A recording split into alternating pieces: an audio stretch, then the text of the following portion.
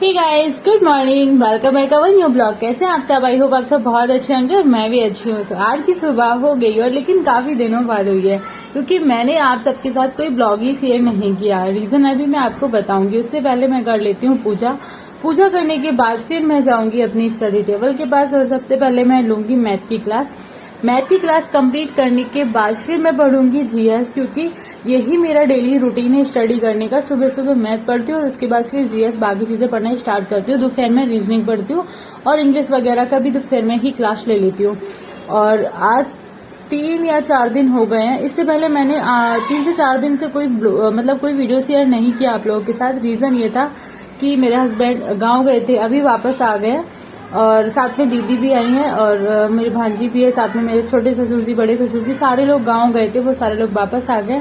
तो मेरे पास अभी 1 महीने जब तक वो लोग गांव में थे बहुत अच्छे से पढ़ाई करने का टाइम था और दिन में 7 से 8 घंटे की पढ़ाई कंप्लीट कर पा रही थी। लेकिन अभी लोग वो वापस आए तो रैंडमली सारी चीजें सामान भी बिखर गया और पूरा बहुत सारा घर भी पूरा फैला ही हुआ है। काम भी बहुत ज्यादा बढ़ जाते हैं जब सारे लोग साथ में होते हैं। तो खाना पीना बना के फिर पढ़ाई करना थोड़ा सा मुश्किल हो रहा था। इस वजह से मैंने 3 दिन बिल्कुल भी नहीं पढ़ पाई थी और मैंने इसी वजह से कोई वीडियो भी नहीं बनाई, क्योंकि अगर मैं पढ़ ही नहीं रही हूँ तो फिर आप सबके साथ क्या शेयर करूंगी। जब मेरा पूरा स्टडी रूटीन और प्लस मेरे घर के काम वगैरह सारी चीजें मैं आप सबके साथ शेयर करती हूँ, लेकिन जब मैं पढ़ ही नहीं रही हूँ तो फिर मैं डेली ब्लॉगिंग नहीं कर रही हूँ। यहाँ पे मेरा स्टडी रूटीन रहता है डे का पूरा, तो मैं वही आप सबके साथ शेयर करना चाहूंगी। ये नहीं कि मैं कुछ भी शेयर कर रही हूँ।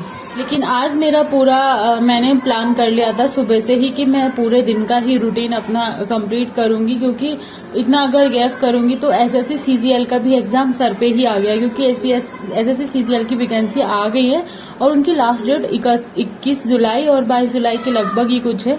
तो जिनका भी फॉर्म नहीं भरा गया वो लोग फॉर्म भर दें और मेरा भी अभी नहीं भरा गया, मुझे भी भरना है। मैं ये कहूंगी क्योंकि लास्ट टाइम पे फिर फॉर्म नहीं अप्लाई होते हैं और उनका एग्जाम भी सितंबर अक्टूबर तक हो जाएगा, क्योंकि एसएससी बहुत जल्दी एग्जाम कंडक्ट कराता है, वो टाइम नहीं लेता है। मेरा आरपीएफ एसआई कांस्टेबल का भी एग्जाम होगा, क्योंकि उसकी अभी डेट कोई अनाउंस नहीं हुई है। तो मैं आइडिया लेके चल रही हूँ कि नवंबर के बाद ही हो तो मेरे लिए अच्छा होगा, मेरे पास प्रॉपर टाइम होगा स्टडी करने का।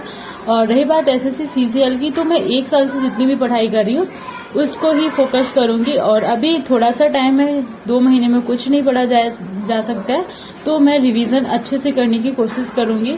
साथ में मैं अपना जीएस और मैथ आरपीएफ को लेके भी चलूंगी, क्योंकि मुझे मेरा फर्स्ट प्रायोरिटी मेरा आरपीएफ ही रहेगा, क्योंकि वो मेरा एक ड्रीम है, मुझे वो पूरा करना है। सो वो तो रहेगा। साथ में एसएससी का भी एग्जाम मैं दूंगी और रिजल्ट भी बताऊंगी और आप लोग भी बताना कि किस किस ने फॉर्म भरा है, क्योंकि अभी ये रूटीन चलेगा कि आप लोग भी कैसे तैयारी कर रहे हैं, कहाँ से पढ़ रहे हैं, क्या पढ़ रहे हैं, कैसे पढ़ रहे हैं, क्योंकि रिवीजन का ही टाइम है। इतने टाइम में स्टडी बहुत अच्छे से नहीं हो सकती है, बस रिवीजन हो सकता है मेरे हिसाब से, क्योंकि बहुत बेसिक से पढ़ना होता है। मैथ वगैरह, रीजनिंग, जीएस सारी चीजें, और इंग्लिश भी है इसमें। तो ऐसा तो नहीं कि इसमें इंग्लिश नहीं, इसमें इंग्लिश भी है। तो सारी चीजें एक साथ पढ़ना पॉसिबल नहीं होगा, इसलिए पहले से जो लोग पढ़े होंगे उनके लिए बहुत ही बेनिफिट रहेगी ये वाली वैकेंसी, और जो लोग नहीं पढ़े होंगे उनके लिए थोड़ा मुश्किल रहेगा। बट कोई बात नहीं, 3 से 4 दिन के बाद मैं भी वापस आ गई हूँ अपने मैदान में और अपने मैं रूटीन बना के, मुझे पता है कि मेरे पे बहुत ज्यादा लोड पड़ने वाला है। बहुत सारे काम करने के बाद फिर मैं अपनी स्टडी कर पाऊंगी और सुबह भी मुझे जगना होगा। मेरे फेस की शक्ल भी लग रही होगी मैं बहुत ज्यादा थकी हुई हूँ, क्योंकि मेरा खाना पीना सारा खत्म हुआ था 1 बजे और मैं फिर से बैठ गई थी 1 बजे पढ़ाई करने। साथ में हस्बैंड भी पढ़ाई कर रहे थे, क्योंकि उनको भी गांव से वापस आए हैं तो उनका भी रूटीन बिगड़ गया गांव में। 1 महीने से कोई अच्छे से पढ़ाई नहीं हुई है, तो वो बोल रहे कि मैं भी अपना फिर से रूटीन स्टार्ट करूं, क्योंकि 1 महीने का गैप उन्होंने तो पूरा ले लिया। लेकिन उन 1 महीने में मेरी पढ़ाई बहुत अच्छे से हुई, क्योंकि मेरे पास प्रॉपर टाइम होता था, क्योंकि घर पे हम और हमारी सासू माँ और मेरा छोटा सा बेटा ही था, तो फटाफट खाना भी बन जाता था और पढ़ाई भी बहुत अच्छे से हो जाती थी।